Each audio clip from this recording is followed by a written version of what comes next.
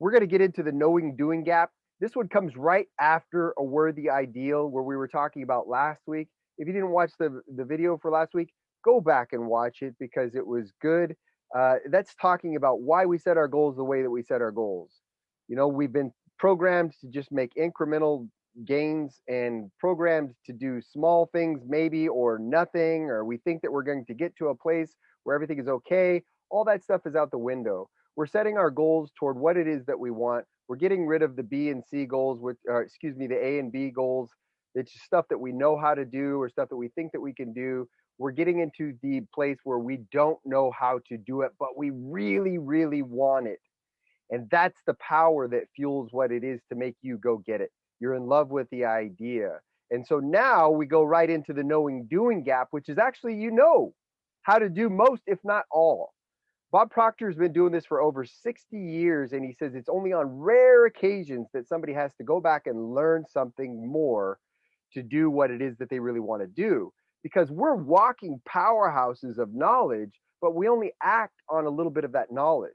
And we're learning today the difference between our conscious and subconscious mind, the very beginning of that, because we're acting from subconscious. Subconscious is not pulling from all the information in our conscious mind. It's only using the stuff that it's programmed to use. And that's the stuff that we're comfortable with. That's the stuff that we think that we are.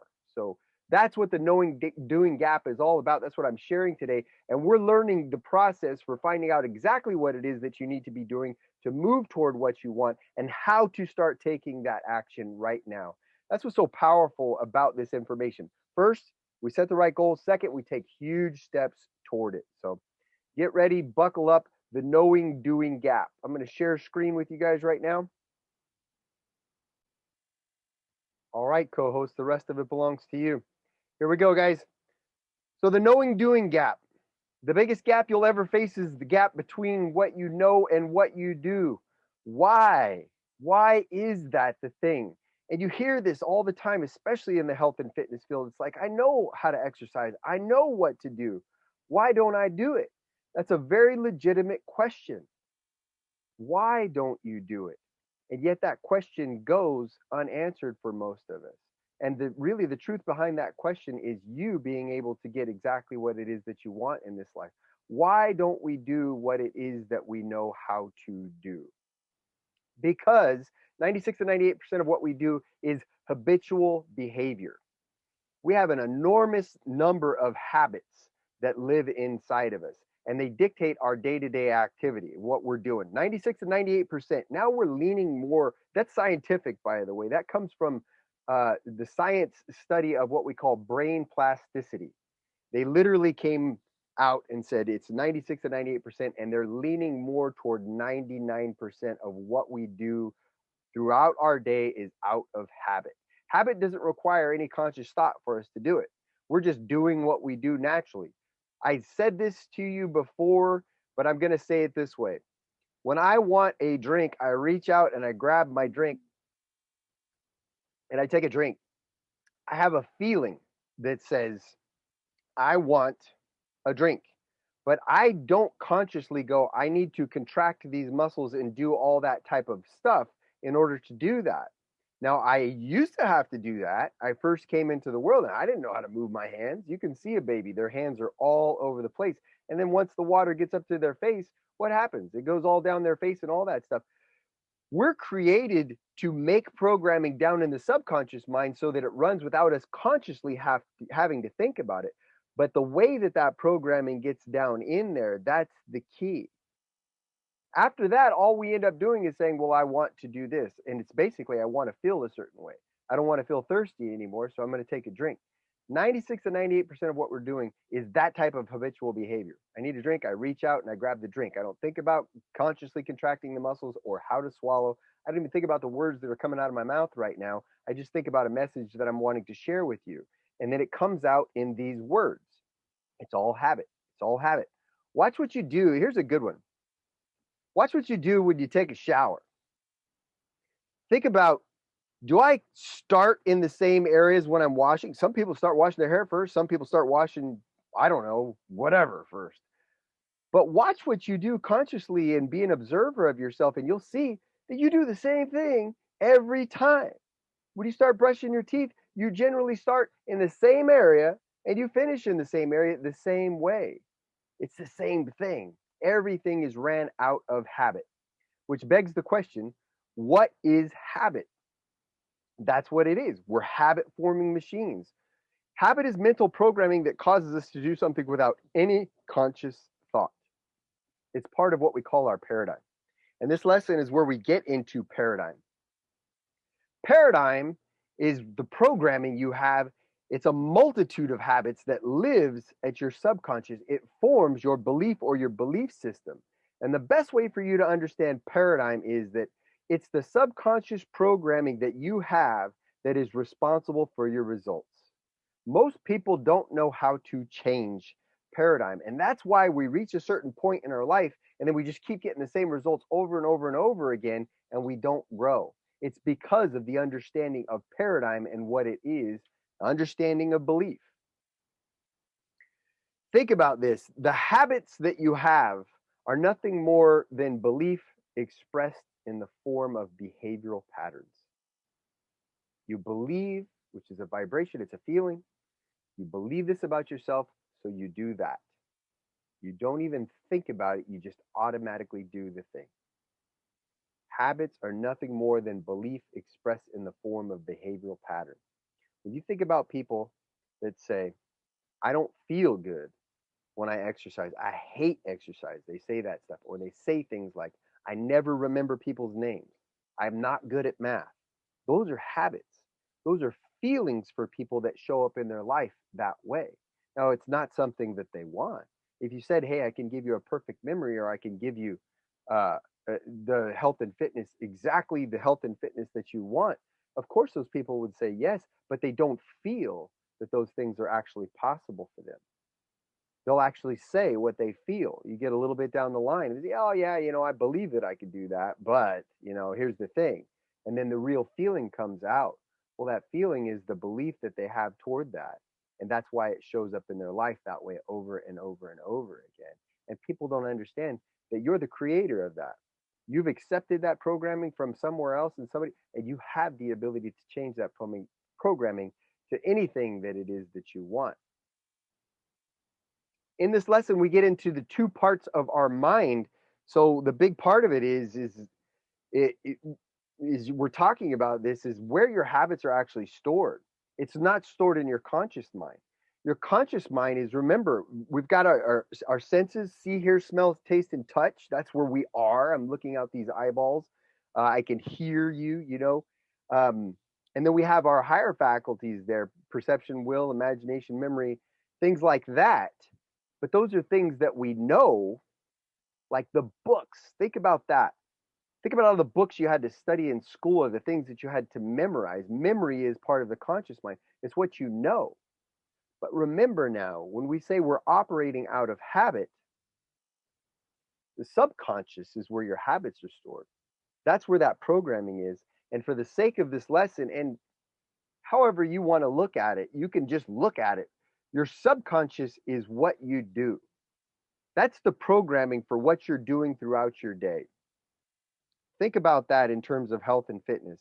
If you're only applying 2 to 4% of your day, your conscious mind, toward your health and fitness, and the other 96 to 98 you're applying toward, I don't believe that this is possible for me, which one do you think is going to win?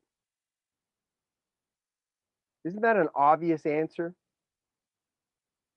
But when you change that, you start to understand, well, I can't simply just want this thing and believe it's not possible for me. You understand that the programming has to get down into the subconscious because that's dictating what I'm doing the majority of my day.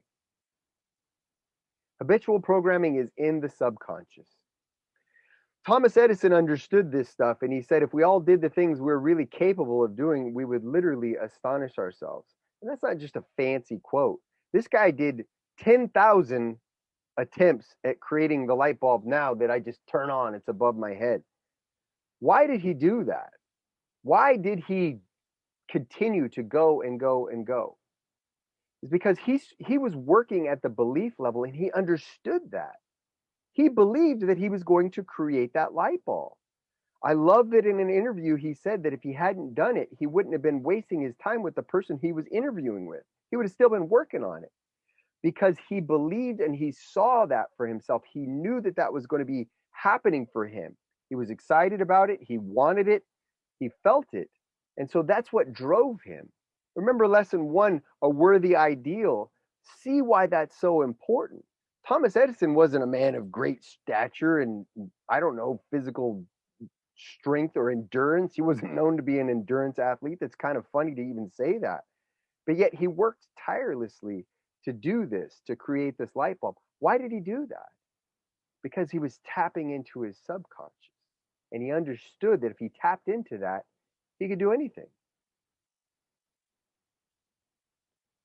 So when you think about this, think about somebody coming over to see me as a trainer, as they have for years and they did for many, many years. For many years, I focused on behavior. Even when I've told my story about, you know, creating the health and fitness that I wanted, I didn't even know what I had done. My behavior had changed, but when I got the real success that I wanted, I had changed my paradigm. But so many times, 99% of all trainers out there are doing that. They're focusing purely on the behavior. The client might be walking in and saying, "Oh, I really hate this. I can't stand this. Oh, I'm so tired. Oh, it burns and blah, blah, blah." And they're actually letting out those feelings of what they really believe. So they're doing the behavior, but they don't believe it, and they're holding their willpower on it. And what do you think happens in that scenario? It's only a matter of time before that person finally surrenders. So the question is, should we focus on only changing our behavior? That's what most people do. Any programs that you see out there in the world, how to sell better, how to do this and that and everything else better, it's all focused on behavior. So the answer is no. We should not focus on our behavior. Matter of fact, we should just view the behavior somewhat indifferently and understand that it's our feelings, it's our subconscious programming that's causing us to do that. And how do I change that? Consciously choose to force ourselves to act differently. That's a conscious power, willpower, holding our willpower on something. It doesn't work, or it rarely works. And the only time that it works is if during that process, a person figures out that that's not true. It's not true about me that I don't like this. I actually do like this. I do like the results that I get from it. I enjoy the behavior. I see myself as being this. If it's not coupled and paired with that, the willpower will always lose. You will always lose to the programming. Remember that habitual programming is in the subconscious. If you don't believe in what you're doing and don't believe it will work, why would you keep doing it? Think about that and why we focus on this stuff here at M3 Mastermind. This is the base of what it is. When you're taking the time to really build your goal and build your dream inside of you, why would you take the time to think about what you want and really get in tune in the feeling with that if you didn't believe that that's going to work for you, if that's going to unfold in your life? If you don't believe that that's going to work for you, you're not going to do it. That is viewed as wasted time. And there's so many things out here in this world that go, you need to get your butt to work doing this, go pay the bills, go mow the lawn, go, walk the dog, go do whatever. All that stuff is calling you out that way. That looks like you're getting stuff done for the day. And that stuff is going to win. And that's why we study this stuff all the time. Because we all have that programming that says, oh, I need to pay attention to my world through my senses.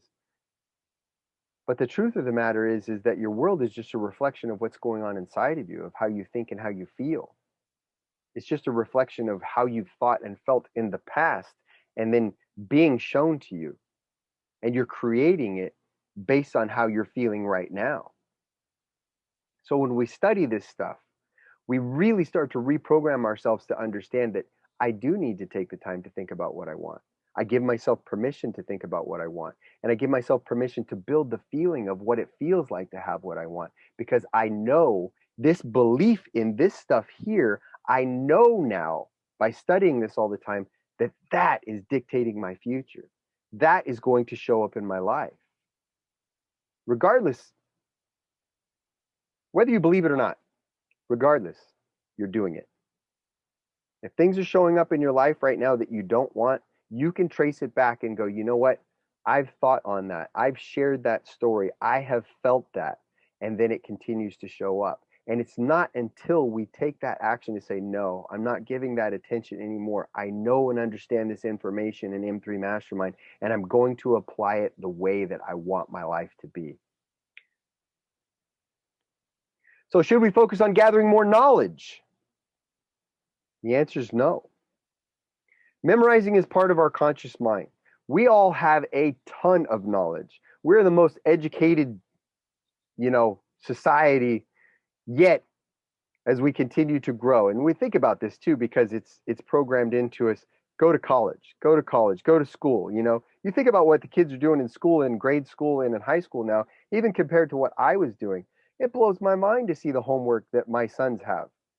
It's so much. We have so much knowledge in our conscious mind. We honestly do not need to focus on getting more knowledge. Memorization is part of our part of our conscious mind. And remember that conscious mind is not responsible for what we're doing most of our day. Habitual programming is in the subconscious, and we have to internalize the behavior. And I want to share with you guys that just how much the world doesn't understand this. It was probably about 12 years ago, maybe 13 or 14 years ago, that it was a fact that in North America alone, corporations were spending over $60 billion a year in getting their people to know more. And they were seeing no rate of return on it. Nobody was improving because they don't understand it. Sharing all this wonderful information on what to do, behavioral changes, and then watching their people go out and not do it. So really, we don't need to focus on gathering more knowledge. We need to focus on what it is that we already know how to do and why we're not doing that. And that's what we're doing with the knowing doing gap here. Habitual behavior is about belief. It's in the subconscious. Subconscious programming is the primary cause of our behavior. When we change the primary cause, you will experience permanent change in your behavior. Your life shows up right now without effort. The results that you're getting right now are without effort. And that's the way your next self, your next life will show up. We must begin to learn to believe that stuff about ourselves and program that stuff in, and then it will show up just as effortlessly as the results that you're getting now. But it's not based on something that you're consciously going, oh, I have to do this and grind my way through it. It's based on how you're feeling about yourself. That's why we hold this goal card up and we read it. The best times to do this is before bed and when you wake up in the morning. That's when our mind is most in tune to be reprogrammed for this stuff and really feel that stuff. We're not fully consciously in that space where we're going, okay, no, this is my beliefs. You're actually in a space between dreaming, sleeping, and starting to wake up. And it's a great time to pull your goal card out and feel it. When you really feel it, when you read it and understand, you're looking at it from the point of view of right now. That's the subconscious language. Subconscious doesn't understand yesterday or tomorrow. It only understands right now, and it's going to execute based on that. Doing those types of things are the things that cause the inspiration, intuition, and then you're hearing voices from people in a different way. You start to go out in the world and you experience different because you're thinking about you and your goal, and then you're hearing people that are saying things that match up with that, and you're turning toward that. Versus when you're thinking about what the heck's wrong in your life, that's the first thing that happens. People pop open their email and they see a bunch of bills and a bunch of crap that they don't want, or who knows what. They're programming themselves right there, and their world starts to show up that way. And somebody's right next to them going, hey, I've got the answers to the life that you actually want. And it's just not there for them. They're not seeing it. Remember that. And we're going to get deeper into this next week and the following week when we talk about the conscious mind too. The subconscious is looking at everything that's going on. It's taking in everything, but we're not there. We're the conscious mind, and we can only entertain one thought at a time. I know we think that we're great multitaskers, but we're not. You're only able to maintain one thought at a time. And I know this. My wife knows this. She might say something to me, and I'm thinking about something completely different, and it's as though she didn't even say it to me. And you get to the end of the week, and she goes, or a better scenario of that is when you look up and you go, well, why is she getting dressed to go somewhere? Uh-oh, I should have been listening. And she says, I told you. I was only entertaining some other thought. I wasn't consciously there actually paying attention. So whatever you're programming yourself to be paying attention to really matters in your life. So what are we going to do? We're going to take our action steps and knowing doing gap. You can do this for anything that you're wanting to do, anything that pops up. Understand that you have the answers inside of you already. First off, just accept that, plain and simple. I have the answers, and now I'm going to draw them out. How do we change our beliefs and thus permanently change our behavior? Write out in detail a situation that is not going the way you want it to go. And I tell you, the devil is in the details here. Get the details out of that situation. Get it all out. Just get it out of you and get it on the paper.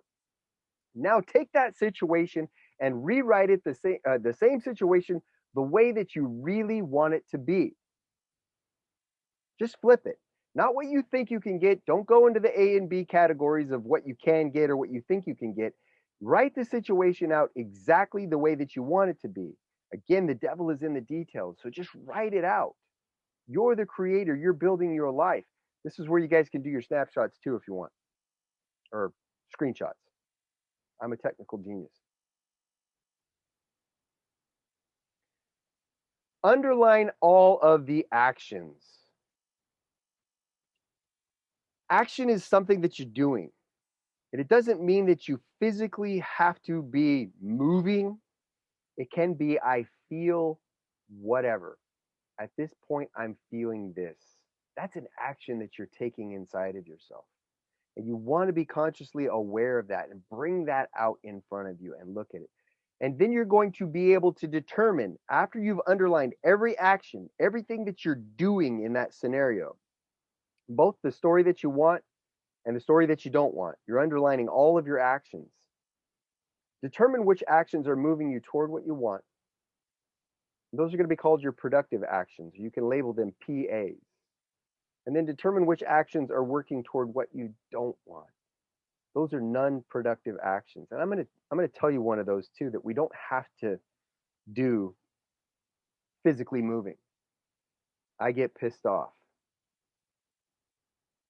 I get frustrated. I get mad. That's something that you want to be aware of, because that's only sending out a vibration that's programming you to receive more stuff that's going to piss you off, make you frustrated, and it's going to program you to only see things that are frustrating you, causing you anger. So pay attention to those actions when you write that stuff out. That's a non-productive action.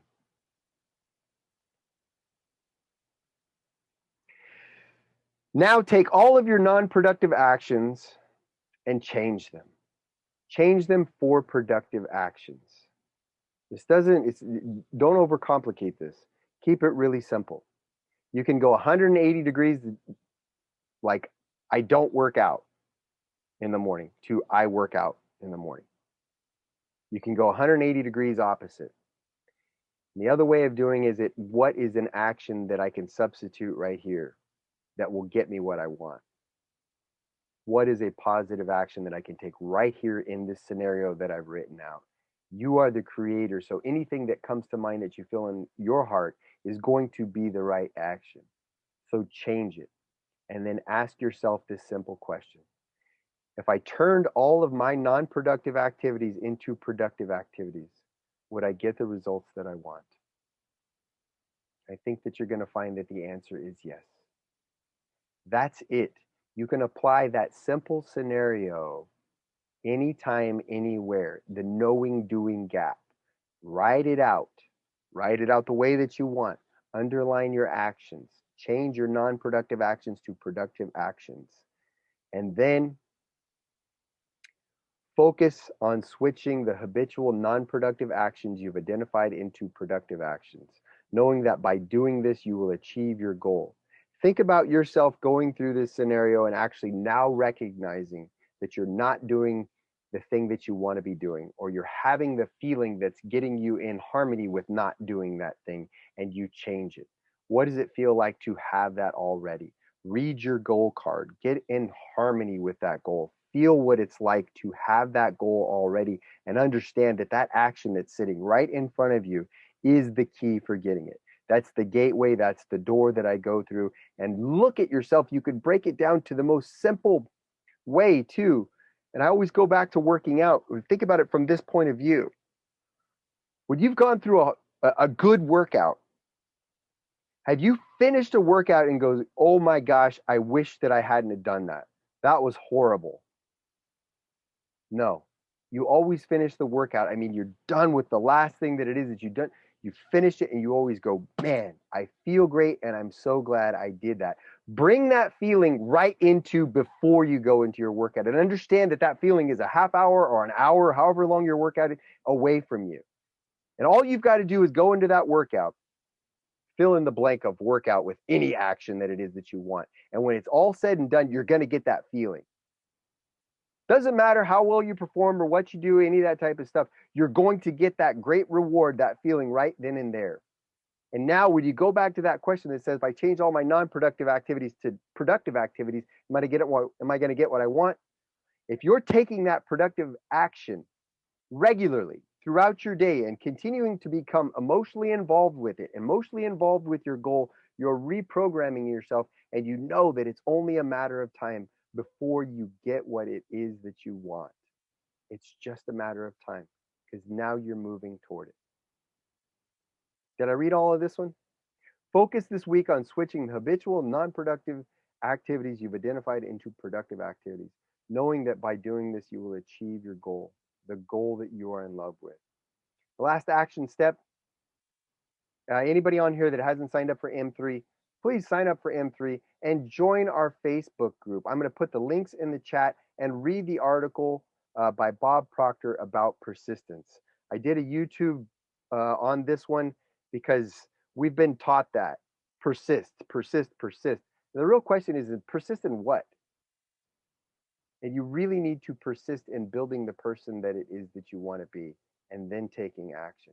Because if you're persisting in not believing what it is that you want, if you're not believing that that's possible for you, you're going to get that outcome. And then persistence becomes the rock that we break ourselves on. So the question is persist in what? Persist in building your vision. Persist in building your life the way that you want. It's so simple to tell our sad story about all the things that we don't want in this life.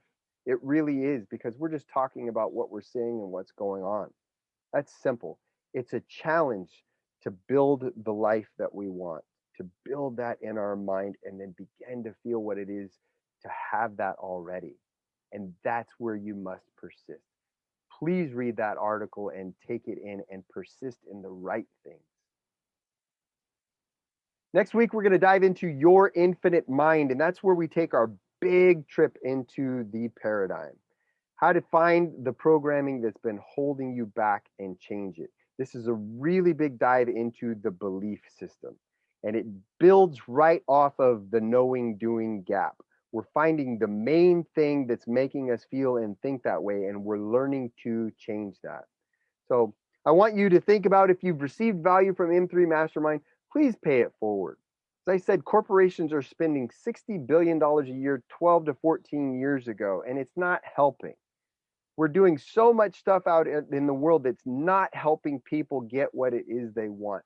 This is the information that helps people to go and live the life that they want versus living the life that they don't want, which is what most people are doing. So pay it forward, share it with them, and invite somebody to M3 Mastermind.